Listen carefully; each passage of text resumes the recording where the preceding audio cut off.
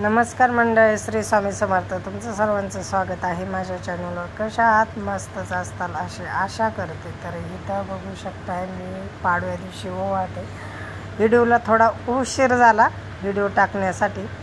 तर इथं मी त्यांना ओवळून घेत होते की रात्रीच्या किती वाजल्या होत्या, 10 वाजल्या होत्या. उशीर आलते कामावर, त्यामुळे मग मी त्यांना ओवळून घेतलं. इथं मस्त असं आणि त्यांना पेढा चारत होते. त्यांनी अख्खा पेढाच खाल्ला, पूर्ण पेढा खाऊन घेतला मागचा पुढचा न विचार करता. आणि मित्रांनी व्हिडिओ शूट करत होते.